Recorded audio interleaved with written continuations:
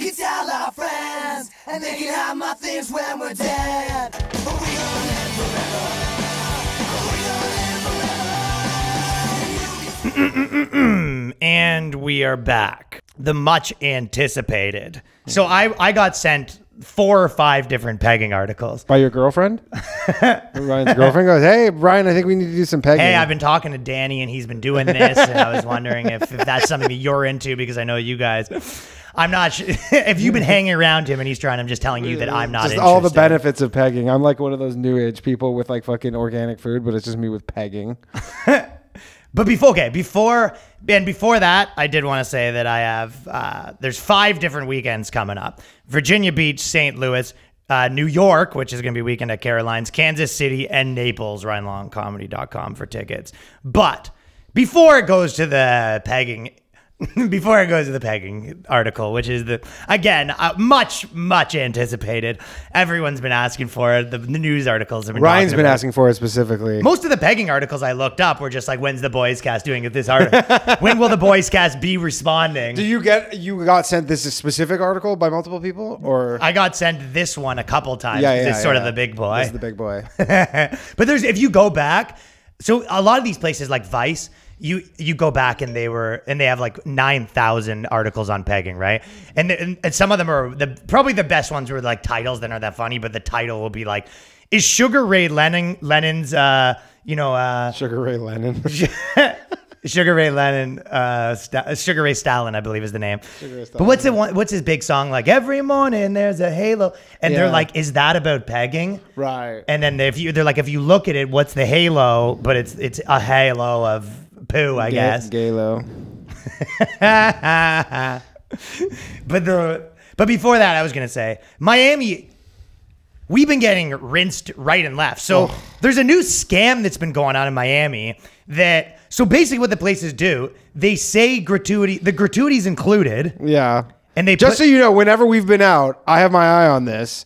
We haven't been rinsed together. You probably get rinsed all the time on this. I feel like I've been probably scammed on this 35 times. Oh yeah. And the thing is, it's not consistent. Like if you go to places in Europe, like they'll be like, that's just the standard. They auto grat. So what Ryan's talking about is they put an auto tip on, but not for huge parties. Like there's just 2 of you and they go, it's an auto tip. Okay. If they put an auto tip on, I go, okay, whatever. You put an auto tip on. Yeah. Whatever. And you're not getting a penny more, a penny less now. No. Fine. It's a risk they take because they're like, well, you might have got more. They wouldn't have, but they might have. But that's not the issue. The issue is they put the auto gratuity in the first bill. Mm-hmm. So you got to be like, oh, they're paying. But then the second bill says no tip included. Yeah. And it says, and then and then it basically says here, and it gives you the percentages. So you don't have to figure it out. So basically like double tip. Like it'd be like, they want you to double tip. 15% this much, 18% this much, 20% this much or whatever. And you're like, it's one of the biggest scams I've ever heard. You go, okay, so I tipped. And then I literally asked the girl, it's like, she feels like she got busted on something. I know. I go, and she goes, oh, no. Yeah. I go, hey, is there a tip included? Cause it says no tip included. And she goes, yeah, it's included. Yeah. It's like, I go, why would you not put that on there? Last time I was here, I learned from locals, they go, Miami's a big scam city. A lot of people trying to rinse you. Well, that's the other scam. Well, I guess you could say, I mean, you're not going to see this on your fucking feminist blogs, but every single place is girls pay half. Yeah. So I pay full. Danny's half price walking around. Fuck, I wish. I put on a wig to fucking pay half. But they basically, that's one thing the girls were talking about where to go and stuff. And they're saying this place is half. And I did the meme where it's girlfriends, club owners, boyfriends paying more. Me and Danny paying more. Yeah. The one thing everyone agrees on. Double rinsed. And then there was a few months. Okay, we'll talk about that stuff a bit. Because then we went to basically a club and then I go outside and I sit on the Mercedes for like 2 fucking seconds. Yeah. And everyone's sort of, it's in the parking lot. So I'm against this Mercedes. And then I get up, the tag's broken. Yeah, Ryan broke the allegedly. Maybe I did, maybe I didn't. You did. There's no proof of that though. That's no, there's no proof. Also, this is a totally illegal thing we're at. We're at an illegal party. Illegal, like, warehouse and this guy's parked rave. Essentially in the fucking warehouse. Yeah. He thought he was slick, too, because he's like, I'm going to get the, like, valet parking at the rave thing, which is like, why'd you even drive there? That used to be a huge move when I was a kid, like, people stealing the Mercedes pendants and wearing them as necklaces. Oh, of course. So then the guy comes up to me and he goes, oh, you can't leave. Like, we're going to make you pay. I go, and I'm kind of like, yeah, we're leaving. Danny takes off like a fucking bat out of hell. I've never seen any. He's gone. Bat out of hell. And then the guy goes, he's like putting his arms around me like, you can't go. And I'm like, dude, I'm leaving. And he's like, oh, I'm like, oh, okay. So now I can't fight a bouncer. Danny's long gone. He's already in an Uber. I'm already in an Uber. And then I go, walk me through this. What do you think's going to happen right now? I go, what do you think's going to happen? You're going to bring the boss out and then you have no cameras here. There's no proof that I did it. I go, I'm going to say I didn't do it. And even if I did do it, which I didn't, I go, you're going to bring the car owner and then what? He's going to take my information. Then what? Sue me? You think I'm going to walk to the debit? What do you think's going to happen? You're not right calling now? the police. You can't call the police. But this guy has like first day energy where he's like, I just feel like I should be holding you. And I'm just talking. He's not even listening. Had the ponytail with the undercut, like that look, that security, like undercut. Yeah, he had the whole, vibe. and my energy was sort of, I wish a motherfucker would call the manager so I can continue. Ryan's like, I'd like to talk to you about the price of these drinks. Yeah, I was in Karen Well, we got mode. the manager here. The drinks are fucking $25. That's the thing. I was sort of in Karen mode, and I'm just like, okay. So then eventually he's standing there, and then someone else, he gets a call on his walkie-talkie, like, we got a fight on our hands. Yeah. And I go, yeah, so what, were you going to stand with me for 2 straight hours? And then the guy takes off, and I get over there, and Danny's crying in the ditch, like, did he get you? Are you okay? No, I came back at the end. Okay, so this article is called, Here Are the Reasons You Need to Add Pegging to Your Relationship. And this is like the bare bones, if you're not even into it. And she says, what if I told you that you could easily have the most intense toe-curdling orgasm of your life? The only thing is, you have to put something in your butt. The whole thing's pretty like... Wait, is this an ad? This sounds like a scammy ad. Yeah, it really does. This sounds like the copy for like, that ad where it's like a finger with Vaseline on it? That thing? And you go, what am I looking at right here? It's a sort of a Sophie's Choice a little bit too, where they go, you have red button is the most toe-curdling orgasm. Have you ever even... It's always sort of like the girl thing too, where... they sort of, how girls sometimes it's all like, Totally. Have you ever been that where you're having sex and you go, I turn into Arnie sometimes. Oh, yeah. How many comics have that joke? I'm like Arnold when I come. I'm like Arnold when I come. Danny DeVito. But yeah, you go, because you go, it's not a tumor. No, they're all basically the same deal. I mean, not exactly the same, but that's the girl thing. Honestly, you want to know something funny, actually? It's like, so I've never had a toe curdling orgasm, but I have recently. This is like kind of funny, but like I've started getting headaches. During like right as I'm about to come, I just get like a migraine. That's the most old man shit ever. I literally was like, oh, I'm getting old. Like so you're about to finish, and then I just get this fucking migraine like as I'm finishing. It's only happened like a couple times, but it's only since we've been on this. Do you think that's your brain saying since we've been on this trip, since I've been in Miami? You want to be with guys, and maybe it's like God is like smiting me for fucking this like not being a homosexual. It doesn't seem like something he would do, but dude, the first time I got it, I go, oh, like, cause you hear about people just die during sex or whatever, and I was like, oh, did I just have like a brain? Mine girls usually die after sex. You know what I mean? Yeah, so they can't rat. No, but I was like, am I having a brain aneurysm right now? So she says, calling everyone who identifies as a man. Don't let preconceived gender norms impede a good time. Also, you know how there's that theory, like they want to put a black man in a dress always to sort of like to emasculate them. Mm-hmm. It's almost kind of that now where it's like they want every guy to be emasculated so then they can sort of prove them right, where they go, look, we're exactly the same. You know what I mean? It's like this push where they go, every guy needs to like take stuff in his butt, blah, blah, blah. And then they go, oh, if we're not exactly the same, then why are all these guys getting fucked? Right. I love that girl be like, so do you like anal? She goes, not a huge fan, but you definitely should take you should definitely take a peek at it. They go, think of me as your sexual fairy godmother.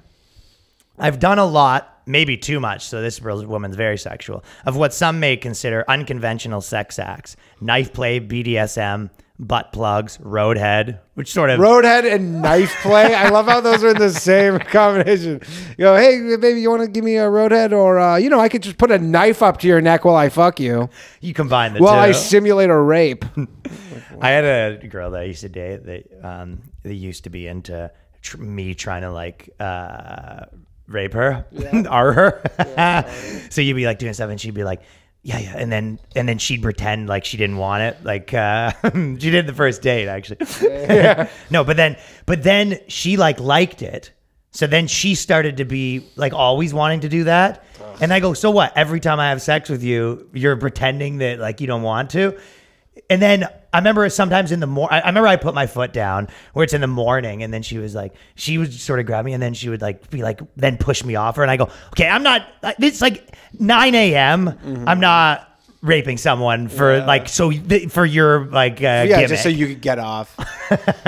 You know, they're like talking. I think I read where like in Australia or something, they were talking about like consent passport, like an app. You know, they talked about before, where it's like an app where you have to give consent, and then like that'll just like those girls, like it's over for them, because even if you're like, okay, just do consent in the app, and then we'll pretend rape, and she goes, well, but if I do consent in the app, then it won't work. She goes, my brain, like I can't just forget that I gave consent. They have to sort of give the consent like a week before or something. Yeah, way in advance. Like you consent to, maybe you consent to like a random time in the future if you're like that. Yeah.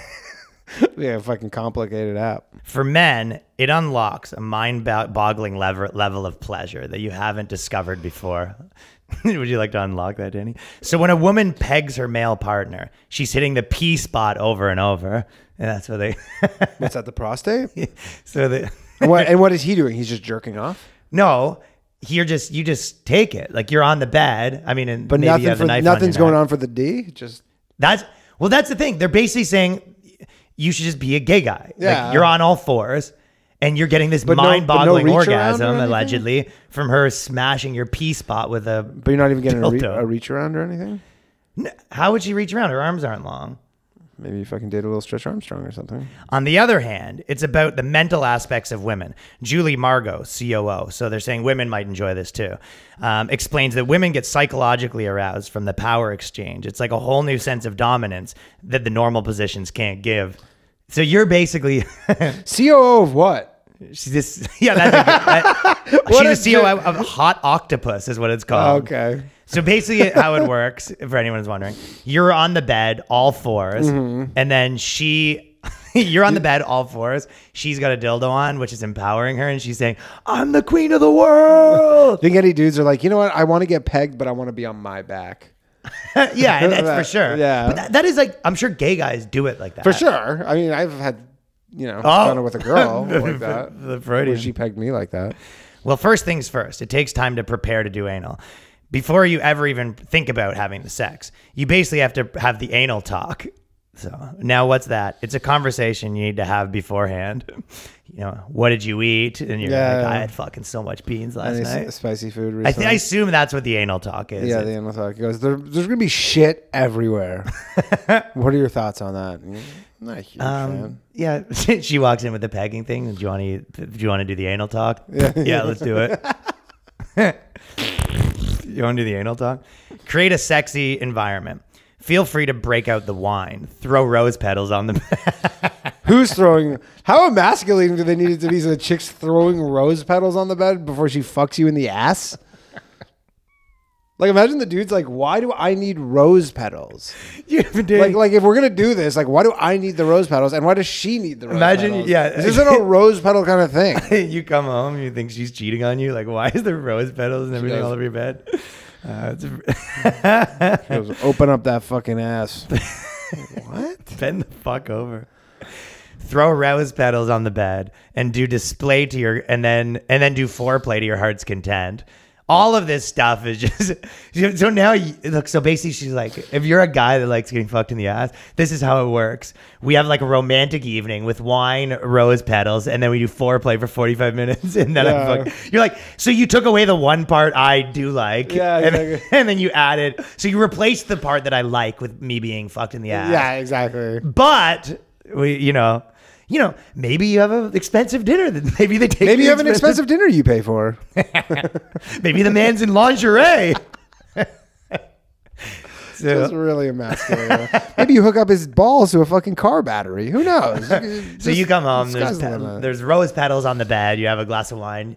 You eat her out for a while, and then you put the it's just you eating her out. That's the foreplay. You put.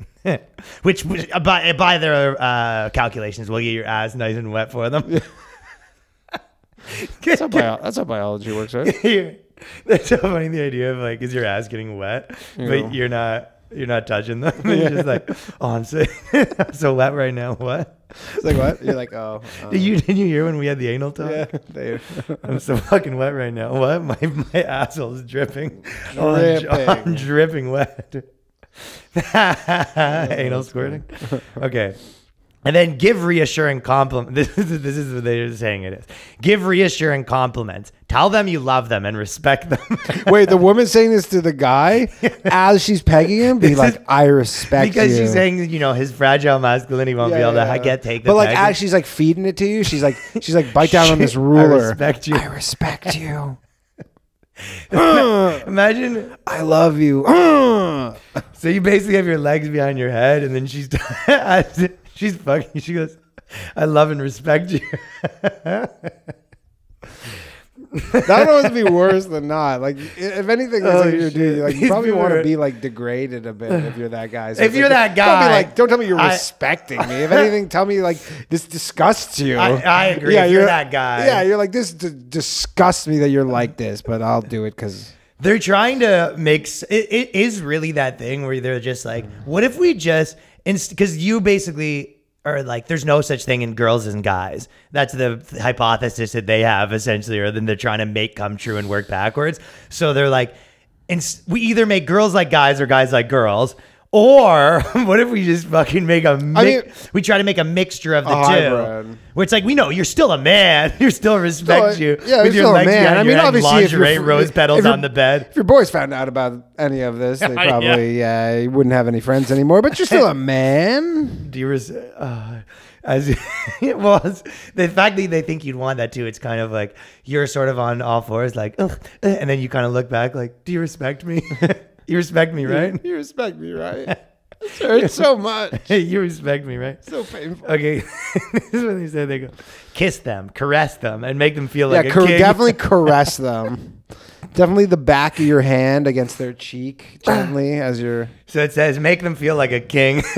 That's, I think, like King of England. Just taking it in the ass like the King of England, like the saying. Just like the saying. You got fucked in the ass like the King of England. So you're you're on all fours now. Rose petals. She's saying that she respects you. Like, because you're a king. The respecting part is the best. Go on, king. Go on, king. You go, it's mostly something you're doing. I'm just going to sit here and take it. You're a king. You're a fucking king, dude. You have a crown on? Yeah. Why are you wearing the crown? Yeah, she puts the crown on you. Oh, shit. So, yeah, she wants you're getting caressed, like, shh. Yeah. That's the time where you should be like, can we pull that consent thing back out again? I don't... And midway through being like, I'm good. Can I fuck you in the ass now? I go, shh. You're a king. You're a fucking god, dude. Let me finish. You go, what dictates you finishing? What constitutes you being done? It's just when you just had enough. When you cry? When your hips are tired? I cry or your hips are worn out? Like, if she gets a bad hip. Yeah, exactly. She's like, I'm going to have cramp in my hip. Oh, fuck. This is kind of there's a boring part that, like, right before this, so I don't want to read the whole package. But they basically, she says, she's going on about how to hit the P spot. And she's like, so what you do is when you're in there, you'll be able to see you'll be able to feel like a little bump. And that's where you want to see. But you're like, she's talking about feel with the dildo. Oh, yeah, exactly. Feel with what? So you want the girls to feel around with it. You become it's not like hitting a pothole in a car where you're like, tonk, tonk. You're like, oh, there it is. What are you talking about? Oh, there it is. And if there was that, she's just fucking drilling it. Like, that is very true, though. What constitutes her? Well, I will say she's not finishing. She's saying you're the king's finishing. Yeah, the king's finishing. So she goes, are you done yet? You go, you haven't touched my cock. The king has come. Yeah, the king. But it's the king has come. I'm coming out of my ass. And then she says, so she's saying about when she did it, she says, what was it like for me? Awesome. She liked it. I heard noises coming from him that I've never heard before. So she was doing this with a guy, which made me feel like a goddess. So she's he had a piece of duct tape over his mouth and a knife to his throat, so it was hard to do. Noises like, it was like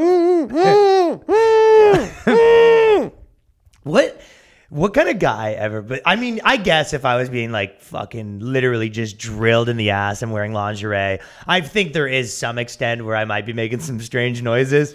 Yeah. And she's interpreting. I mean, that if you're, as I guess if the guys who are into that are just like a they're in shriek, ecstasy. maybe some sort of a shriek. They're in that. These guys are in ecstasy. I mean, imagine if you've been pegged, you're like you're shoving shit up your ass on a pretty regular basis. That's the thing. She's probably because this girl's like, the guy's all, I've never done, is that a dildo? What's that? He goes, is that a dildo? It's kind of small. Yeah, he's like looking at her every time she leaves. You take her computer and look up all the pegging stuff, so it shows up in her browser. Yeah, okay, totally. You mess with her internet browser history, so she only gets pegging stuff. Oh my God. And so she feels like a goddess now. Well, one of you, it's either you're the king or she's the goddess. Well, or I guess you're both goddess is higher. You're both goddesses. But goddess is higher. She's like, but you're both good, but you're a king. And you're like, king. What's higher than a king is goddess. A goddess. Yeah. I have to say, if I'm lying in rose petals, I don't know how. Is there any reference? The very most appraised of this, I don't want to skip ahead, but is there any reference of the feces or the smell at any point? No, because when she said the pee talk, or that we need to have the anal talk, that's just, she was talking about, should we do this? Right. It's the equivalent. But like, is she like, hey, so here's like the cons of this. It's going to smell like shit. Yes, well, that's the thing. I think if you're a gay dude, you gotta fucking, essentially give yourself an enema every time you go to the club. Yeah, yeah.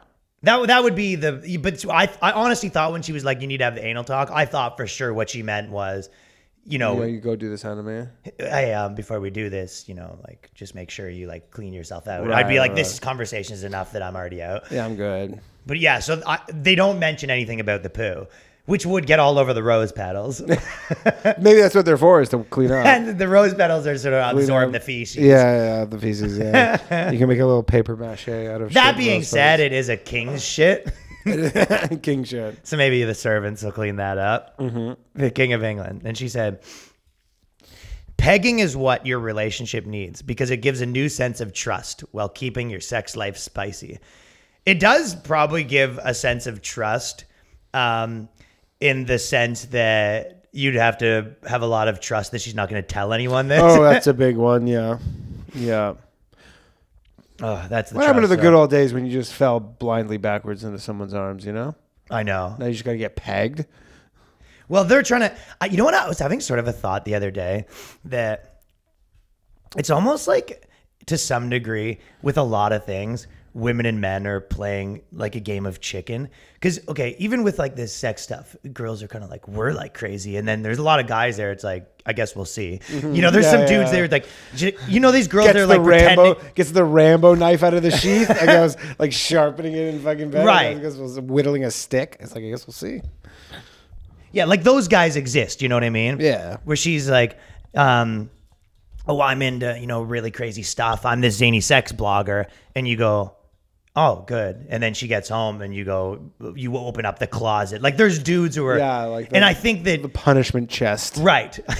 So I think it's even with the boyfriend stuff, like there's sort of this version of like, this is why I was saying that girls in the city are, a lot of them are doomed to be unhappy too. Cause they kind of have this idea like, I don't like need a boyfriend or whatever. Right. And a lot of them maybe, whatever, that's fine. But like, a lot of guys, way more guys are like, yeah, let's do that. Yeah. Like every girl I've ever been with, it's like, oh yeah, I'll be single. And like within 6 months, they're kind of like, so what are we? And you're like, I thought you didn't care. Hey. So yeah, a lot of girls will kind of, they try to put it out there. Like, I don't, I'm just like a single, I don't need a boyfriend. And all the guys in like any major city are kind of like, yeah, for sure. I'm down to just like do this forever. Yeah, I have no biological clock. We can do this. Yeah, right. So I think that is putting a lot of girls in. How many times do you think there's girls who are like, yeah, I want a really crazy partner? And he's like, okay, I want to shit on you. And they're like, all right. Yeah, that's what I'm saying. Yeah. So I think these girls that are saying, I was pegging him and I felt like a goddess. And the guy's like, she's like, oh, I'm into this wacky sex stuff. And a guy's like, oh, okay, I want to shove a thermos in your ass. Yeah. While I shit on you. Yeah, while I shit on you. Like there's some real pervs out there. And the knife. And you go, Yeah. It's a lot of things at once. I can't remember what it was, but it was like some like senator or whatever it was. But basically because of the gender neutral stuff or whatever. They're like, you know, they legalize transition therapy for 8-year-olds or whatever the fuck it was, and they were like, this is a big win. And he was like, they're trying to cut off 8-year-olds' penises. They're just a bunch of perverts now. Yeah, that's how he fucking yeah. It's like, pretty sum funny. that up. He goes, they're just bunch of pervs. Yeah, it's like, that's a pretty funny take. Did you see? There was this. I think I don't know if it's a band or an artist, but his name is Phineas. Phineas. Okay, Phineas. Phineas. Phineas. Yeah. Who's that? It's Billie Eilish's brother.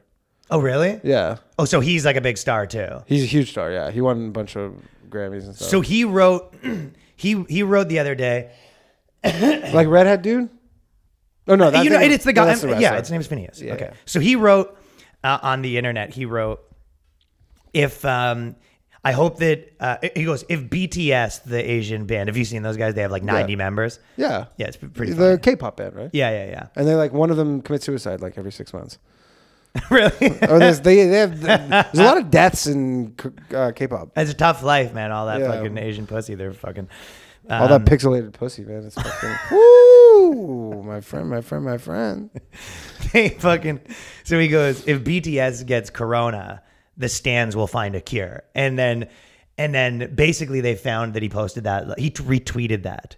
Okay. And basically the idea was that he was saying like, because Like their it's fans are so, these guys have such hardcore fans, they'll find a cure. That's what he thought he was retweeting. So the internet exploded on him. Basically being like, what, you think just because they're Asian? Yeah, that's what Yeah. they said. You're making it. Oh, just because like, once it becomes a problem in Asia, then they'll find a cure. I mean, they do have it literally. Yeah, pretty much. which do who have a knows? cure, but- Maybe that was the joke. Maybe it wasn't. But my point was, so this guy got the full cancel treatment. You know what I mean? You're the enemy or whatever. And it was the same thing as before. We were talking this, but he posted. He goes, I'm so sorry. I didn't know what that meant. And thank you so much for holding me accountable. I'll do better and all that stuff. But I was just like, I know a lot of people post that stuff, but it's like, it is such the epitome of the cult mentality. Imagine being, imagine any scenario where you did something and it was an accident and you think it was an accident. And you still hold the belief like, but I appreciate you guys yelling at me and ruining my life and taking my sponsors away. I deserve this. Thank you. And it's like, well, but you said it was an accident. You're like, yeah, but I shouldn't be allowed to make accidents. Exactly. I should be punished for my accidents. It's like, I don't deserve, I'm held to a higher, essentially what he's saying is like, I should be held to a higher standard than a regular person because I make pop music, because I write pop songs. And you're like, oh, okay. You know what Gilbert Godfrey said the other day? Or he said that what do you say? Affleck. he said that basically everyone what do you say? Let me get the quote right, but he basically said that the whole world's turned into your wife right now. You're just always apologizing. Pretty much. Yeah. If you're famous enough. That's why the whole Kevin Durant thing's pretty crazy. I actually saw, like, if people don't know. Yeah, like, Michael Rappaport's just getting burned. Michael Rappaport. But then I saw, like, Bleacher Report was like, Kevin Durant goes on, like, homophobic, misogynist, like, DM thing. And he's like, he didn't really say anything homophobic other than being like, you suck dick. Like, you're like, you. No, but he didn't even say he might have been pro. But he said, like, dick. figuratively suck dick. Like, oh, you suck all these fucking guys' dicks because, like, you're trying to, like, Yeah, he's saying you suck up to these guys. You suck up to these guys. Oh, it was. Yeah, it wasn't in the but context. it's like, there's no context of, like, that's a homosexual thing. No. But maybe it's a misogynist. No, because you could say that to a girl, being like, "Oh, you're sucking all these guys' dicks yeah, your way up Hollywood." for sure. But then they're like, "Oh, he's," and they're like, and then people are like, yeah, nobody cares. Yeah, can you imagine like the black community being like, "Oh my god, don't go after Michael Rappaport." You calling Michael Rappaport gay? Not the TV correspondent for the Big 3 League. That's a bad day for Michael Rappaport though, because his whole deal is like, I'm like embraced by the black community. He thinks he's like fucking Gary Owen or some shit. Yeah, he definitely what do you call it? Transitioned into like a weird 60-year-old. Yeah, because I guess it's like, you know, a New Yorker, so he's got that like New York swag, and he just like never lost it, and he just wears his Yankees cap. My friend and I mean, Justin, yeah, yeah. as long as it was fucking, you know, as long as Trump was in office and he could just have these viral clips owning Trump. That's what it's all that goes back to that thing where it's like those guys. He basically was the I hate Trump guy. I think I could be wrong, but I think I heard that he was the #1 guy on Cameo. He had big cameos. Rappaport was the What would he do? number one like Really by revenue on Cameo. Yeah. interesting. Yeah, I think so. Well, now he might be even more of one. Yeah. With the fucking heat that he's getting from this. But I thought it was funny you were saying when we were talking about, because I was sort of saying, you know, the idea that some of these guys that they were, you know, their entire thing was the Trump guys, and then they transitioned out, and we were talking about like a mutual friends we have, and I was like, what's these idiots deal? And you had a funny take. You're like, I mean, I kind of see some of these guys as like victims. Yeah, to they some are. degree. Yeah, they are victimized. Not a Rappaport, but someone who was like a real, like, you know, nobody entertainer. Then was like people were kind of interested in them during Trump because they were just like Trump reply But guys. it was the positioning of there's certain people that were, you know, a little bit famous or important enough that they weren't just off the radar where they could say whatever they want. Yeah. So they really had to kowtail to this stuff. Yes. But then it They're didn't. like someone but they it's got against them. They were like in a cult. It's like they were like the Nexium girls. You're like, oh, like I feel bad for you. You like you got wrapped. There's like the new Obi-Wan movie or whatever, and like one of the girls in it, the new Star Wars movie, was like in Nexium. And they're like, she's a victim. They're like, oh, Yeah. Even though you did like this fucked up shit, they're like, I mean, maybe not them, but like, they're just like, yeah, you're like this victim, and Yeah, because you got roped up in this whole thing. and if you're like, you know, 40 years old and you sort of have this career, like I'm not gonna throw my career away to go say what I feel like now. It just seems like not the move. Mm-hmm. So they're stuck being like, yeah, I think there should be, you know, less men on this project. You know what I mean? They kind of have for to, sure. you know, yeah, you're right. There is too many like men in film, or there is too many men in this department of my work. Yeah. And because if they can't be like the guy that says that, because there's too And much stakes for them to just walk away. For sure. And they're you know, to but they're some also degree not set. brave. They're not stars where there can be like, it's easy because, you know, you see a lot of like big celebrities are like, there's too many men. You're like, yeah, you know, that's not affecting you. It's easy to be like, there's too many men because it's like, you're still getting cast. That's what I'm saying. They're the in between. If you're Ben Affleck and you go, we need more men, you go, you know, he's still working. Yeah, he's fine. Yeah, nothing. Matt Damon could go on he could go on literally the diversity world tour. Exactly. But if you're like the 15th on a fucking like, you know, Yeah. call sheet on a writing room. or a writing room, you're like, yeah, okay, you're not getting hired now. They're going to take that to heart. You're like, all you're doing is like just kind of speeding up your demise. That's exactly what you're doing. Yeah, but you'll feel good about it along the way. Yeah, you're speeding up your demise. And then, yeah, you're like boxed into such a corner. But then those people also think they're like, well, if I fight for myself in this regard, then I'm a bad person. So they don't know what to do. They're like, I guess they're just fucked. Yeah, they're just fucked. They're just like, I hope because this they're like, oh, passes. they hope this passes. But they're like, yeah, if I try and defend myself, then I'm like, I'm the thing I hate. So it's like, And once it passes, by the time it passes, they're already too cooked. oh, for sure. The 4 months of that mental turmoil, I think it really broke some of these people. Oh yeah. Oh yeah, they're not going to know how to like. They're going to be just hoping for scraps, and then like the thing is, yeah, they're just going to have been past the like you know they'll just have been like, I don't know. Yeah, they just became, you know, you're just the guy in the office that when he started he had potential, and now it's 15 years later you're like, oh yeah, that guy still works. Yeah, that here. guy's still here, and it's like he's never up for a promotion ever. It's like people like him. He keeps to himself. It's like, you know. Yeah, we don't really know much about his personal life. Exactly. You don't know much. It's like, yeah, it's like some people are like, maybe he's gay. Like something that's going around. Some people Maybe think he's gay. He moved into the basement for a little bit when we had like the office. Yeah. We're now just doing those. It may be just Milton. This is Milton. But there was a funnier one in the comedy. So there was this Asian improv troupe that they have a show that's about like improv. There's a show about improvs, right? Is one of the words in the name of their title rice? Like, do they do have some sort of pun or something? Maybe. Pun. But they're not all Asian. But the thing was, so it's kind of complicated. But my point is that these people kind of take these complicated issues and they don't understand them, because the gist of the thing was the Asian girls in the improv troupe And then she starts doing her like Asian mom accent. And then they go, oh, that's great. You should do more of that. So then she's now in the improv troupe. She's playing like the character of like an Asian.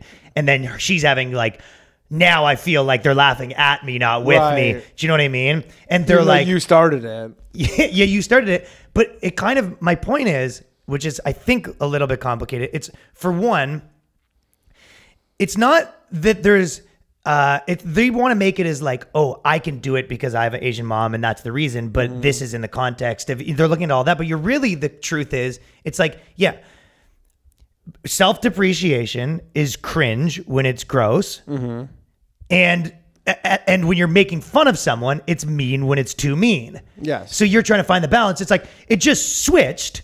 And you go, yeah, they're two different comedic devices. And the truth, you went too far. Yeah, and the truth is when you're, I mean, it's a device. That's the thing too. Self-deprecation is like, that is a comedic device. Like if you start out in comedy, you start watching people and you go, hey, like if I'm like, you know, kind of floundering, I can make fun of myself and get a laugh there. Yes. You can't just be like, all right, that's all I'm going to do now. Right. Because then you're like, you people see that you're taking advantage of this trick too much. It becomes like, it's not novel. And then it's like, it like becomes a gimmick. And then it's like, it's not interesting anymore or whatever. It's not funny anymore because you do it too much. Yeah. And that's essentially what happens. You just like, you're like, oh, I found this little gimmick. And then you just fucking put your foot on the gas and then you go the other way with it. Like, and human interaction in general is kind of messy. Do you know what I mean? It's like you walk into someone, like, what extent do you make fun of them? Like, well, how well do you know them? Like, how well, you know, it's all, there's a million things, right? And they want to kind of break it down to, well, here are the rules. If their mom's Asian, they're allowed to do this accent. And you go, one drop rule. It is one drop rule. But if you break it down, you go, that's why, if you look at all those rules where they go, you're allowed to do Asian accents on stage because your mom's Asian, be like, well, but why? Why would that be the case? Because if your mom has an Asian accent, but you don't have one, so you get to make fun of immigrants because you're related to one.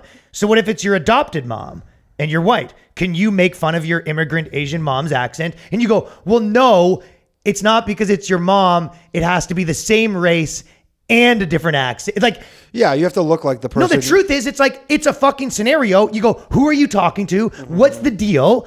How well can you make this joke where it's all those things? I mean, obviously, anybody can like, yeah, like anybody can. I don't think it's that obvious to everyone. Well, no, not. I mean, it's become less and less so for sure. And the thing is, it's always like people who are like not super funny, who are like having to put all these parameters on them and be like, oh, that's not cool. Like, you know.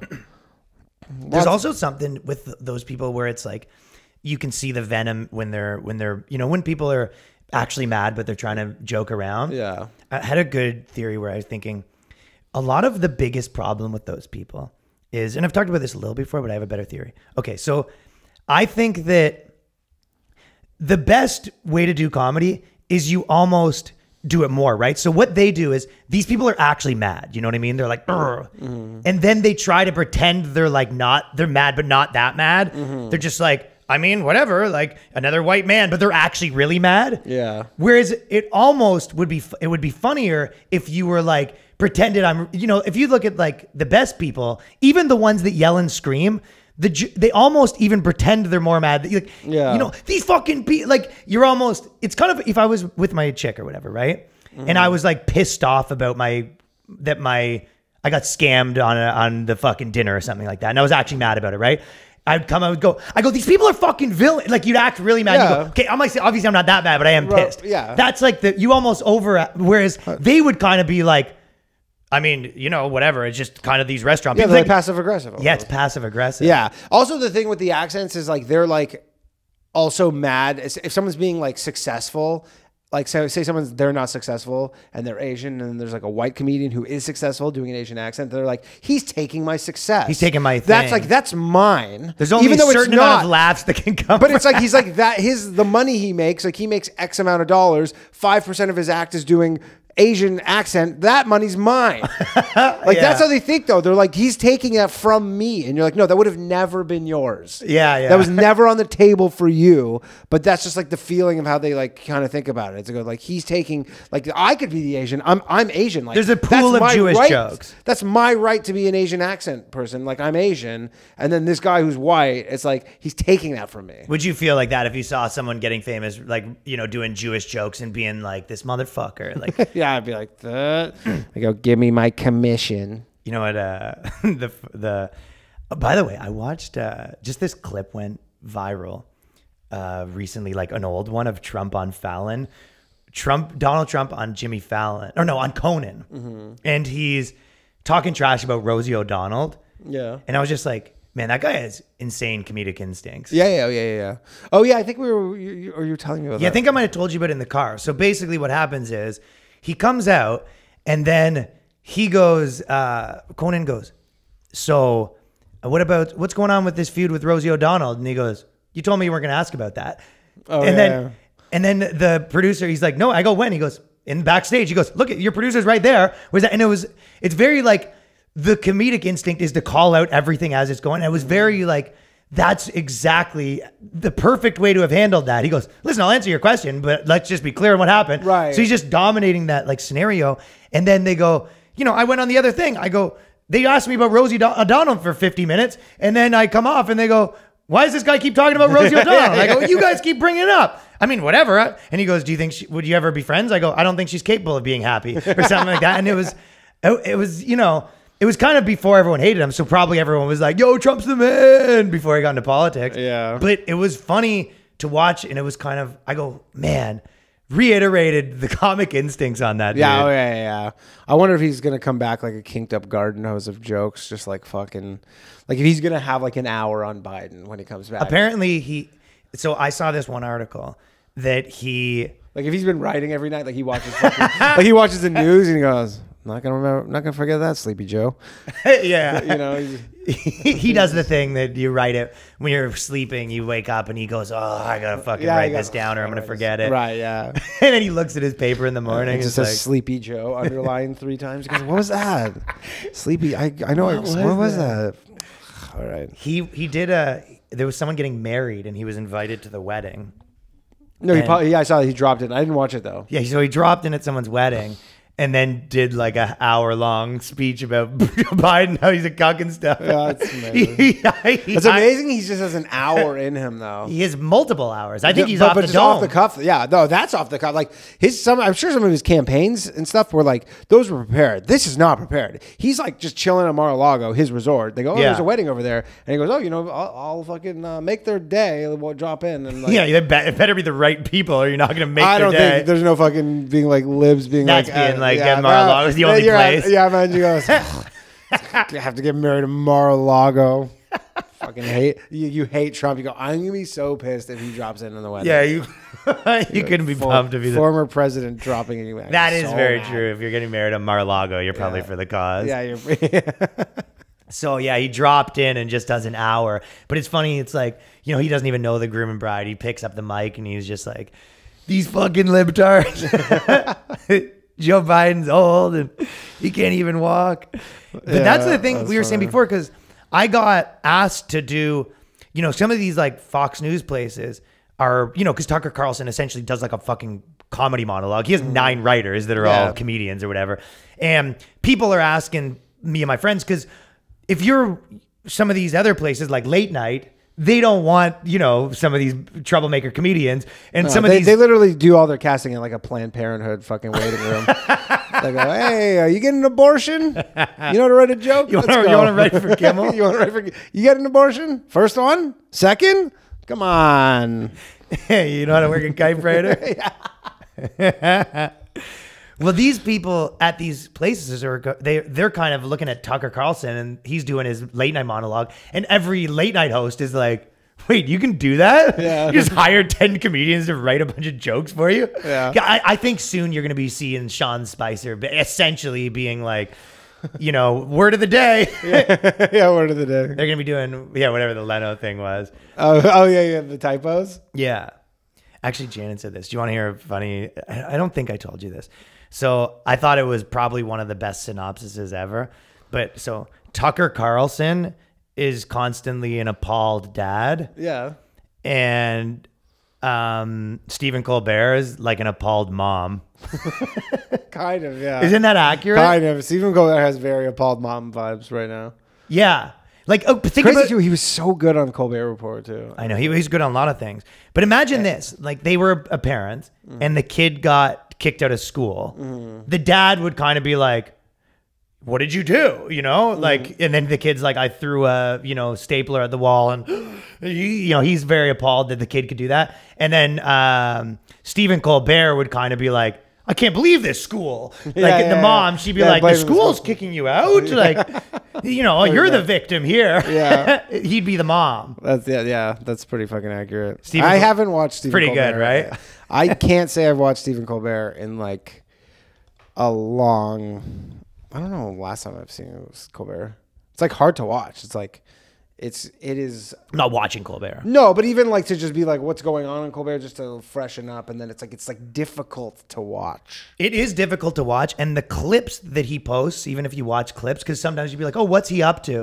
And you turn it on, it's like, and another thing. Yeah, like, he's orange. She's like, he's been in office for 3 months. Yeah. Like, and they think that this democracy Yeah. is, he's very. that's the wrapped one thing up. too with the kids in cages stuff that's going on right now. And I go like, because I was very much when Trump was in office, I was like, none of this, like the president doesn't matter. And then like, it's just all the same shit.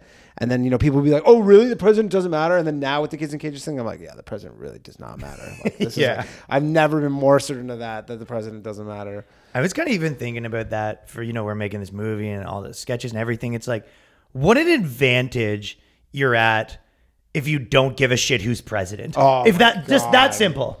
If you don't care, if literally it's not going to really make your day one way or the other, you're starting the race at a fucking mile ahead. Oh yeah. The only way it would make my day for a president is if it was like The Rock. Or like, that's fucking sick. But or like the Rock could be just like the biggest cock, and then it's like he would, but it would be cool for a bit. But it's not. It wouldn't even make my day. I don't even. Yeah, like it wouldn't. I don't. Nobody could be president that would make. No, who would be president? The only scenario would be like legit. Would be like Chris Rock, or like if it's like Chappelle in some sort of like crazy American people, American and people, then you're American like, people. Dude, it's like if you were pumped to watch fucking like Trump's, like if you were like, oh, Trump's about to do a thing, it's gonna say some crazy shit. Like imagine if it was like Chappelle having to do his fucking like press room or whatever. Like I don't know. Imagine if Dave Chappelle was the president. I was saying that, and I was like, it's literally a sketch where he's the president. It was a pretty funny sketch. Okay, so this was probably the craziest one that I saw going around, and it's stepmom justifies exposing breast to kids because she's a feminist, and she got charged with a sex crime. So one for the boys. Yeah, one for the boys. That would be. They saw a titty, and she's a sex criminal. Yeah, they get rid of her, and they got to see the titties. So You think it was a bad titty though? she was arrested in. Hell yeah. It's not a hot feminist. This isn't like Mila Kunis. Yeah. It's like a fucking, like where she had to like take it out with both hands, one tit. She had to remove the single tit. Buchanan was arrested in February after prosecutors said she exposed her breasts to her stepchildren several years ago while hanging drywall in her garage with her husband. So you look over, they're just, I don't know why the kids are there, but you basically look over, they're drywalling, and you look one way, you look over. But it wasn't one of those things where she's reaching up and not wearing a bra, like that. Yeah. Move, and then they just hang it down to here. So yeah, she's still got the shirt Remember on. in South Park? Miss Chokes on Dick? She's Miss Chokes on Dick. According to her, she said her and her husband both stripped down in order to not get their not get their clothes dirty. Oldest excuse in the book. That is one of those things, though, when you're like when I always say these people are making the kids are so fucked or whatever. But basically Marcus, you know what I mean, from the feminist mom sketch. But you look over and your parents are like, okay, come in. We're doing a family like drywall session or whatever. And you're like, can I just go hang out with my friends? No, you got it. We're doing the drywall. And Get blah, your blah. clothes off. Yeah. Down your And undies. then you look over, your fucking dad and your stepmom are painting naked, and you go, what is my life? Yeah, this is fucking. You're like, this is not. Getting so. Although, if the mom wasn't gross, and then you find out that your boy has got like a fucking decent mom that just pulls the guns out, that'd be the most popular kid in the school. You go, hey, all my friends at school want to help. We could probably get this whole house drywalled in a fucking afternoon if you guys want. Drywalling in the garage. Hey, Mrs. T, that we could drywall. You come home, your friends are helping your mom drywall. Yeah, I can frame the house if you want, whatever you want. She said when Buchanan's stepchildren asked why she'd taken off her shirt and bra, she explained that everyone should feel comfortable walking around topless in the privacy of their own homes with other people's kids, though. Nightmare mom scenario right there. I mean, first off, if your mom is hot, it's like even worse. You're like, there's all this like, you're like, okay, so I want to bang my stepmom, like. Well, if it was your stepmom and she was hot and you were like 12, I think you'd a little bit be like, nice, yeah, I guess, right. I've never had a stepmom. I don't know that. But if you're the kid. But yeah, of course. Again, but if you're the real mom, you're just like, what the fuck? Yeah. Oh yeah. If you're the real mom, you're like, what the fuck? Yeah. Every time and if you're that drywall, if like what is going on in here? So, yeah, she says, in the privacy of your own home. You know, it's one of those things too, where it's like the women with, we should be able to, let's push laws that we should be able to have our, tits out and all that stuff. And you go, okay. The problem is with all this stuff, and some of it's probably the arguments against the trans bathrooms or whatever, but it's like, women are just so fucking naive sometimes where you're like, yeah, I understand that you're saying step parents should be allowed to be naked in front of kids. But let me tell you, it's like, and you're right. Maybe the biggest threat isn't a pair of titties, but if we make a law that step parents can now get naked in front of their kids, it's gonna be about 15 days. See, I find that hard that it's a tit. She got charged with a sex crime for showing her tits, not vagines. Well, maybe the vagina was out too. It had to be the vagina because it's like I don't think a tit is getting you fucking locked up in the. Can you imagine you went home and you're drywalling, your stepdad had his dick out? Yeah, well, they said they both got naked. Fully naked. I understand that, but it's like So what? Well, she got charged, so it is illegal. So this did get charged, but the idea of like I have a stepdad. If I went into his garage and he was like, hey, you mind passing me that brush there? You think he just has the fucking the belt on, but just naked, totally naked, like the Seinfeld? He's got the belt and a hard hat. Yeah, just the hard hat with some beers in it. Tool belt, and totally naked. Just a mow dry in the hand. Yeah, and you go, but that's what I'm saying with people taking advantage of it. It's just like I could picture like so many girls I know being like, "What's the problem?" And you go, okay, I hate having to be the fucking one that's like, it's a slippery slope, but you go, if you make a law that step parents can get naked, and then they're like, well, also, why can't your aunt why can't the aunt have her tits out? And you go, okay, sure, but the aunt probably isn't going to be the one of the aunts and uncles. You're like, yeah, let's make a law that uncles can be naked in front of their daughter, in front of their niece and nephew. If they make a law where you go, you're allowed to fucking pull them out in front of your niece, what's the big deal? Yeah. But it's the same kind of thing. I mean, that's probably less weird if you lived in a family. Like, if you were like swimming or something, it's almost less weird to see an uncle or aunt maybe naked than it is to see a non-blood relative. Mm-hmm. So, yeah. I mean, but again, they're both weird, but I can see. Yeah, it must be the bottomless thing, though. In September, a feminist group won its legal battle to get the local city council to remove language from public nudity code, barring girls and women over the age of 10 from going topless in Fort Collins, Colorado. So, a win for feminists that 11-year-old chicks can have their tits out in the town square. There was another feminist mom that was basically Marcus, and this one says, mom convinces teen son to carry tampons in case his female friends have an emergency. The kid's going to fucking get tons of pussy. Or none ever. Well, that was one of those things where... But it's like, what's the emergency? It's like where it's the actual like, oh, you have a blood... Or is it... Because like, that's the thing. If you're like young, no girl's ever like going to like just yelling out, does anyone have a tampon? Like they're embarrassed by it. So but it's like, the mom patting herself on the back being like, all these chauvinist men running around, but this is what guess what my side. And he's like, can I get some condoms too? She's like, no, just tampons. Can you imagine, like, you're in high school, human tampon dispenser.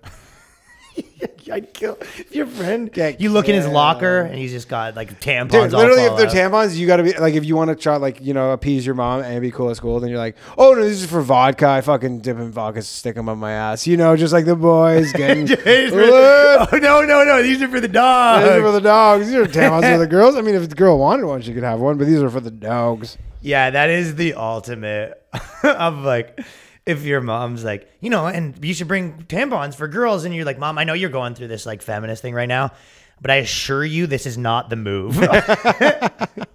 I'm telling you, I have to go to that high school. You don't. You're 50 and you're going through this wacky shit. You're probably on some Facebook group where a bunch of you mothers are patting yourselves on the back for women. But it's like, for getting rid of the tax on fucking tampons. I assure you that if I go to school with a box of tampons that I hand out to women in case they start bleeding, I assure you that will not make my life easy. No. Unfortunately, Elijah was mocked a bit by some of his male classmates. But some of the others thought it was... I love how this is like in the news. He was mocked a bit. He was mocked a little bit, but some of the others thought it was cool. So apparently some of the kids at school were like, yo, some of the other, yeah. Yo, honestly, respect, bro. Respect, bro. That's cool. These people don't know. And then she said, my teenage boys helped me shop today, which included buying their little sister's first bra because breasts happen. So this mom's really giving herself like a pat on the back sort of situation. Oh, I mean, what else? She has to do the pat on the back. This is like just part of why she's doing this. Yeah, these people are. I know what I should probably mention too, is the Frank D'Angelo thing. Mm-hmm. Yeah. Did you watch the movie yet? No, I didn't watch it, but I will. You can't. So Did you rent it? I'll buy it for any amount. You tell me what. But did you? Tell me when to stop paying. Yeah. No, did I rent it? Yeah, or was it just on Amazon? Yeah, I bought it on Amazon. But it's on the Amazon Prime where anyone can put their movie on Amazon Prime. Yeah. I know that. Like you see a lot of people like promoting, I got this movie on. Yeah, you go, oh, I'm now on Amazon Prime, and you're like, yeah. How'd you get that? It's like I signed a form. Yeah, I signed a form and just uploaded my fucking MP4. So yeah, I did a whole review of the movie. I told Danny to watch it, but he doesn't want to because he's like too cool for watching bad things. Yeah. Ironically. No. You're too cool for I'm irony. the OG Frank D'Angelo. I've been more obsessed with Frank D'Angelo than anybody. I used to get home stealing from my shtick right now. Are you kidding? I used to get home from fucking stand-up on like Friday nights, and I would watch live episodes of Being Frank on CHCH in Canada.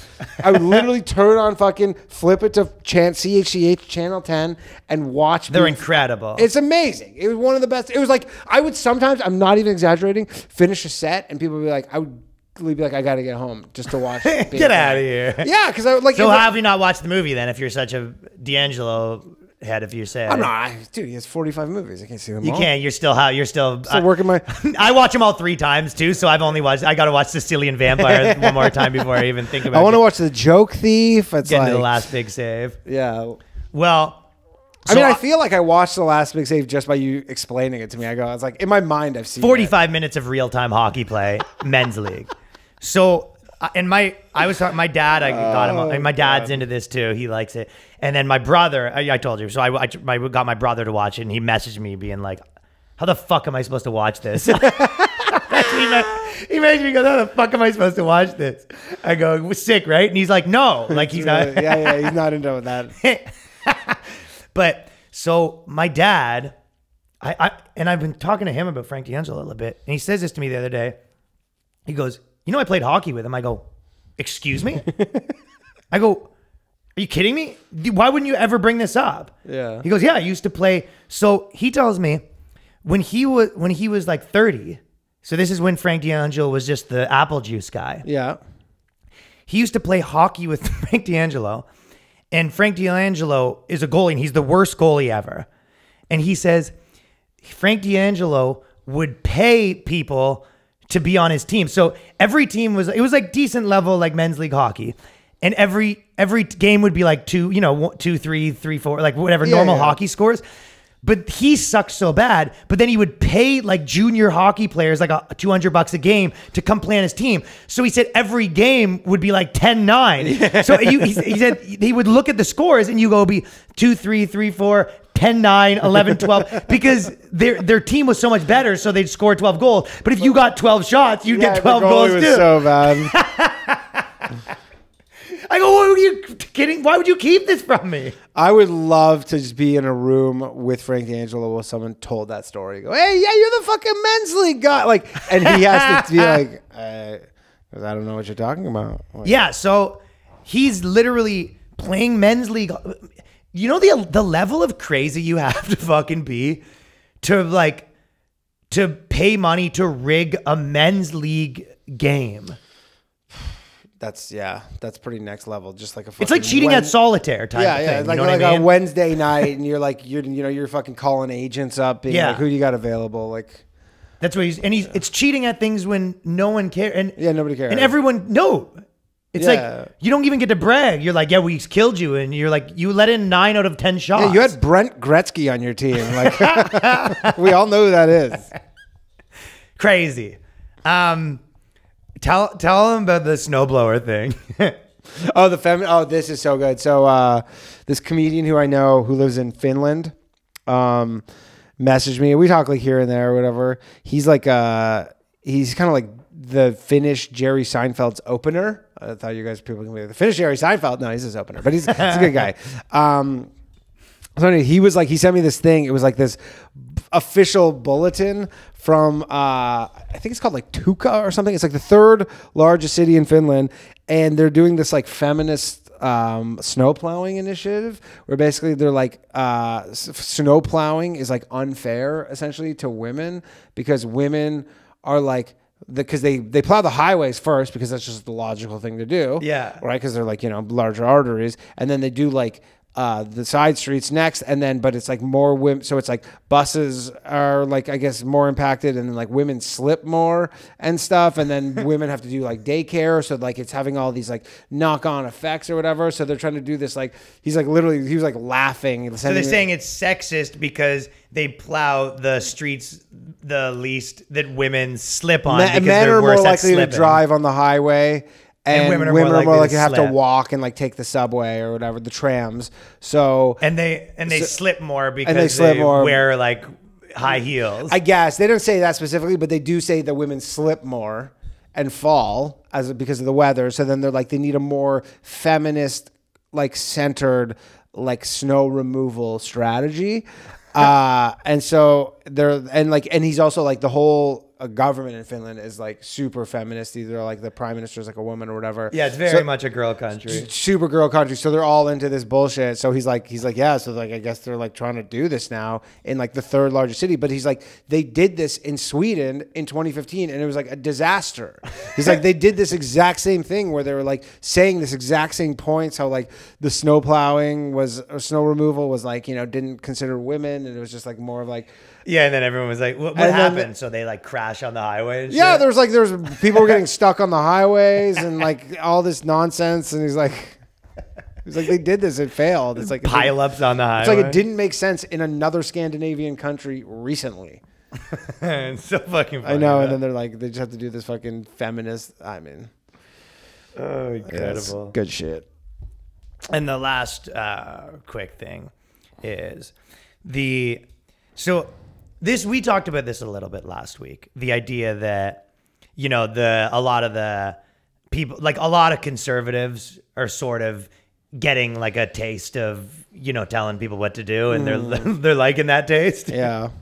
With the, the Candace Owens and all that. But I kind of felt like it was interesting with the Lil Nas X thing because all these things are kind of like, so this guy released his shoe.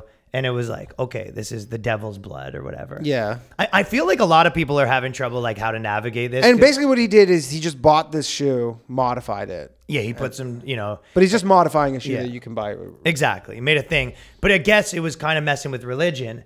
And people really did blow up on it, you know? And I guess that's what you want. He's like, I'll do this thing. And I'll make fun of they weren't going to buy it ever anyways. It was like the thing with the Kaepernick where all these people were like burning their fucking Nikes and like. Right. And they're like, and those people just wear Nikes now. Like, and it's a big publicity thing. And I don't even know what happened. Maybe he retracted or whatever, but it was kind of like, in my mind, a little bit, we talk about this on stage, like making fun of, Christian, like it was feeling very, for a while you go, it better be a really good joke because you can't just be like priests are raping. Like, it's got to be you got to be a really good version of that joke because there's no punch. No. Where certain topics, the it's fact that you even tackled them has a lot of punch. it's not forbidden where people are like, oh, I can't believe he's not talking at all about this. Yeah. But then I would have thought, I would go, you put some shit like that out, no one would care. And it feels like a lot of people really cared. And I've sort of had the same experience where I did something about religion recently. And that was one of the most things that I got people fired up about again.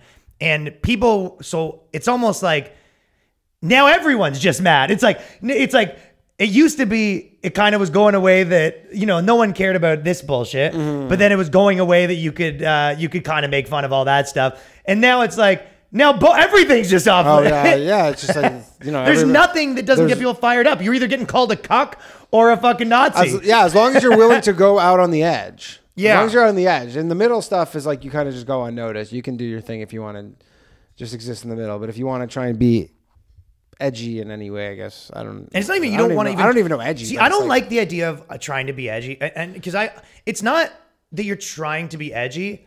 It's that you're trying to tackle taboo subjects. Yeah, which he wasn't. He was like, no. The fact is, he's a smart guy. No, that was the old fashioned, I'll do this thing and it'll, get all these people worked up and who cares? And it'll sell a lot of things. Which I guess it was always, there is something to be like, okay, Christians are mad at him. It's not the same punch as being called racist. No. Like if you're like a white celebrity and the internet's calling you racist. Oh yeah. That's that's the worst. Yeah. That's like an existential crisis almost. It's a real crisis. For him, he's like, yeah, I'm gay. I don't like fucking, he's just like, yeah, I'm gay and whatever. But so you're right. It's funny to him. So their madness doesn't have as much effect. Yeah. But it was as much madness. Do you think because this is the modern version of this is like church moms are like, where's your fucking file of Old Town Road? I'm deleting it. You can't break the CDs anymore. No, they're doing the opposite. You have to delete the file. Yeah. Because you can see it all changes so quick, but I could see why people would roll their eyes at it because you go, okay. The same way that I would see, okay, imagine some feminist mom did I'm making a new shoe and it has a vial of squirt juice in it or something. Yeah, it's oh, I'm sorry. Is that a problem? And you go, okay. No. But then a lot of people take the bait. If everyone, you hit the nail on the head. It's taking the bait. It's taking the bait. And I honestly credit to Lil Nas X because I think he knew that would happen. Or he was at least hoped for that. They take the bait. They take the bait because they could. I probably take the bait sometimes. Yeah, too. Everybody does. But I think all take the bait. We all take the bait. But you do have to. And sometimes I've said this before with you, where we talk about something. I was like, who cares? Sometimes there are things where you seem like they're being done only for the sole purpose of just riling people up on one side or another. Yeah, and it drives me nuts that because you'll see these things. That's a perfect to go back to our Cardi B. I know we never really cracked it, but that's what it is they're doing this so you get and you go and then you get mad. It's like this thing the whole world now is people just doing stuff and every no matter what, everyone getting mad. And if there's a certain critical mass of people getting mad, then it gets amplified where regular people find out about it. Because how many shoes was it? What? How many shoes was it? 1,000 or something? I didn't really follow the future because I saw a few different things. Some of it was he retracted it, and some of it was it was never really a shoe ever. My point is that it's I think it was for sale, but it's or maybe a pre-sale, but it's probably a limited run. So he's famous enough. He can sell out a limited run. It was almost like a goof for fucking Instagram. But he could easily just sell out a limited run of shoes to his fans, and you never hear about it unless all these people start making us think about it. He sold 2,000 pairs of shoes, and you're like, it's not worthy of hearing about that. The Lil Nas X sold 2,000 pairs of shoes. No, you're right. We shouldn't care or know.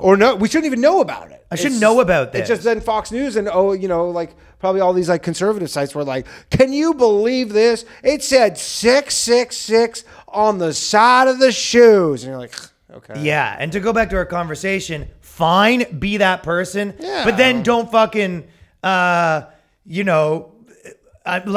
went to that conference. And then they go, what do you think about how you can't joke about anything anymore? I go, okay, but now you don't get to post the Lil Nas X. Exactly. Again, the nerve of. Yeah, either fucking one or the other, buddy. Yeah, exactly. And you're and again, it's you don't even care about the shoes. You just like being upset. You just like being mad. Like, it's Yeah. like, they just like being mad about stuff. It's like, you're not losing. Like, this all our wasn't a jokes. shot across the bow in the culture war that you fucking Little Nas X made these shoes. Like, Yeah. you know, it's not like, oh, like there's going to be 50 less Christian people now and we're losing members of our ranks. It's like, It all is the joke, and we're gonna do this in the movie, but it is that you're triggered, you're freaking triggered, Yeah, you're it you're a is. snowflake, you're a Yeah. snowflake. Yeah, like, exactly. It's- You're fucking triggered, and then you're like, you're both triggered. yeah, you're both triggered. Exactly. It's like But liberals, like, yes, we're more triggered, and you're giving them a good fucking run for their money again. yeah. Yeah. And also, happy Passover. Thank you. Anyways. We were slaves. You were telling me the. On behalf of the slave community. Yeah. That's we were saying that the idea of like a black guy talking about slavery, and Danny goes, "I agree, it was bad because we were slaves for a lot longer, and for Yeah, we were kind of well we were before slave you. first and for a lot longer." Yeah, we were slaves for 100. I don't know. I actually do I don't know how recall. many years actually Jews were meant to be slaves for. Probably a while though. Probably a hot minute. Well, we were with Joe because he's in Miami, and he's the guy that he's the booker for the Stand, and we had lunch with him, and his family's the full deal. Oh yeah, they're like So they do the thing Orthodox. where I do jokes about Jewish loopholes, which I'm going to try to do something about this, but he essentially you're not allowed to have bread in your house.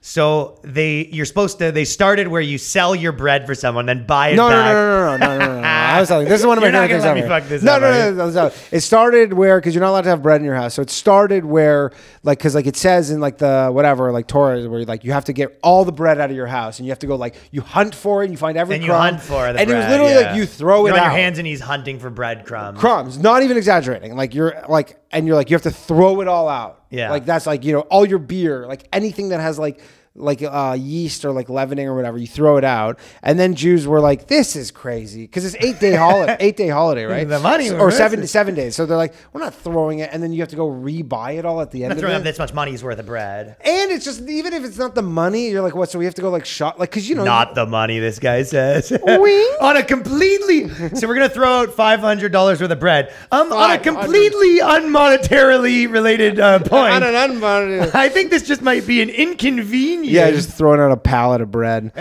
No, it's usually, the thing is, it's usually, well, you know what it actually is? It's normally it's expensive because it's like liquor is like when you're like, okay, yeah, this is getting costly if we're just dumping all this liquor down the fucking. That's correct. Or whatever and all this stuff. But so, yeah, and then someone figured out a loophole where they go, oh, this is what you do is you just put it in like a drawer, or like a closet or a box, and then you go to your non-Jewish neighbor, you sell them all of your fucking, like, so you go, you own all of my bread and all this stuff. Your neighbor has to give you $1 because Jews are like, yeah, you like, you know, like number one thing in contract laws, you have to receive consideration, right? So you have to receive the dollar. If you This is don't, how you go to heaven. you know, if you don't get the dollar, then you're like, you own that bread, and that's Yeah. your problem still. So then you have to have, and you know, a week before Passover, especially, you have to go to your neighbor and be like, hey, I need you to buy this bread. Well, that's the thing. He was saying moving in, like, one thing if you're moving in beside an Orthodox Jew, like, They're understand. gonna have a few things that they're gonna bugging make you with. come over to their house and turn their lights on and Yeah, shit. turn their lights on, or their stove, or like buy their fucking shit. And They're then gonna make them buy their bread. But if that's the thing I was saying is like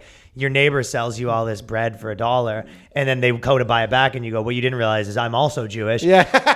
And I put that bread on. I put Yeah. that bread on Amazon. I don't know. I can't sell you a fucking. I sold you that bread. I can't sell you 24 fucking Stellas back for $1. That seems a little on the low side. I don't know. Yeah, they sell it to you for $1. They're like, sell the bread. Okay, we'll sell it back for $1. $1. It's It's like 24 Stellas. $35. $35. $1. What do you need $4 for? You want to buy my bread for $1? No. I'll buy my bread for $1. Why do you want to buy my bread for $8? You go the reverse. So yeah, That would be funny though if you come back after Passover, you go, "Ah, I'm just hankering for some bread. Here's that $1 back. You go, price has changed. So yeah, that's what we were saying, that they commoditized it. That bread's trading on the fucking NASDAQ. They right now. securitize all the bread. We securitize your bread, pal. Yeah, it's fucking you selling options. Okay, on so it. better than that, is now these sites. Yeah, there's a site. They make, This is really this is so fucking But this funny. is the thing that makes This no is the sense. equivalent of saying that like the Christians are like, you have to go to church once a week, and then you can turn a room into your house to a room Well, you know called what this- church. you know what this so is- as long as you stepped in that room, you technically went to church because you have a church in your house. Fuck, what is the word for this? I'm sure your listeners know this, but it's in the Catholic Church. They used to back in the day. They used to sell like instead Body of Christ? No. It's so because you had to do all these Hail Marys or whatever to get into heaven, and then people were sinning, and they were literally selling vouchers to relieve you of your sins. But they were actually no. This is a real thing. Fuck, people are probably listening to this being like vouchers for Catholics. Well, in the Jewish one, so basically what happened was, because they were like, well, all this neighbor business is getting business. So then other Jews started a business where you can sell your thing to this site for $1, but they charge you $5. Indulgence, that's what it's called. It's an indulgence. Yeah, an indulgence. So you could buy an indulgence, literally like an indulgence. You could be like, I'm gonna sin, and you buy a voucher from the Catholic Church to sin. Right, and you go home and you murder a guy. You go do the sin, and you go, luckily I bought this indulgence, and it balances out. But it's like the Catholic Church What's is a like, sin? Like if you're going to cheat on your wife? Whatever. No, probably basically the priest wants a taste if you're going to do some bad shit. Basically, but that's what happened is because people were sinning so much that they're like, we need to offset the books. But so this is pre whatever. This is a long time ago, hundreds and hundreds of years ago. That's when the Martin Luther Lutheranism started, because he's like, this is bullshit. What do we just? He's like, wait, so we can just sin all we want and we just pay some money to not do it? And then the guy who's getting the money's like, shut up. I learned this on the hardcore racket. history, Dan Carlin, about the Lutheranism. Okay. He talked about, but it was and he's like, yeah, this is fucking bullshit. This is not what we're supposed to be doing. We're just This sin. can't possibly Yeah, he's be like, what we that- just sin all we want, and then we just pay the Catholic Church some money for it. Well, yeah. So Joe, he now, instead of finding the neighbor, they go to a website that's like a bread buying website. But then you pay them. That's the but crazy you pay thing. them for them to buy it off you. Yeah. And you go, at some point you go, this can't possibly be So crazy. it can't possibly be intended for so you take all your bread, you put it in a thing, Also, then you're you go to this website, and then you pay a guy Yeah. to give you $1, and he owns your bread. Then you get your Pay money. him $5. Someone's got. But also, this is all being done to outsmart. Look at us religious guys here. But you're doing this to outsmart Your God. own religion that God. You're literally outsmarting. It's not like a book, like some vague book. God wrote this book. Yeah, you're doing this to be outsmarting like, God. Yeah. But I think that they think God's because their rabbis are probably in on their operation too. So they think God's going to be like, nice work, dude. Yeah. Well, you know what it is Jews complain, obviously. And so probably for 5,000 years or whatever, 500 years, Jews were like, we're not really selling throwing out all their bread. And God goes, or the rabbi's like, this is how it's written. And then eventually they just wore the rabbis. One hip rabbi. One hip rabbi. It's because Jews are all about They wore them out. yeah. And they wore out. They and it's all about the precedent, right? It's just modern. It's just law precedent. Yeah, it's the Western legal. Holy shit. So it's then this one rabbi set the precedent and goes, look, you can sell it to your neighbor, and then everyone's like, all right, done. We're selling it to our neighbor. They were like, what if we don't actually sell it to our neighbor? And then one rabbi who was really old was like, whatever. Because the thing is, I know Jews who are they pack up all their bread and they bring it to it stays at the neighbor's house. They do the whole thing. It stays at the neighbor's house, and then they were like, well, you know what? Why are we bringing this over? What are we doing? Let's just, it'll stay in my basement. You own that square of my basement for a week, and I'm sure he was like, okay, but we got to draw this up on paper, and then they're like, a handshake's fine. A handshake's fine. And then it's like an IOU for the $1's fine. And it's and then they're just eating a fucking a Big Mac later that night, and they're like, I love it. It's so funny. Oh my God. Yeah. Anyways, happy Passover. Thank you. Okay, this has been the Boyscast. Ryan Long at Ryan Long Comedy, Danny Jokes at Danny Jokes on all platforms. Punching Down Podcast. Cool video coming out next week that we filmed in the office here. And thank you for listening. Tell a friend. and post a screenshot on Instagram and Twitter and stuff if you like it, and leave a review. I feel like I don't ask for that stuff that much, but do that. And we're making big changes coming in the next few months. I'm getting a studio in New York. Lots of cool shit coming up. So tell a friend and do all that stuff if you like the podcast. All right. Thank you. Peace. Peace.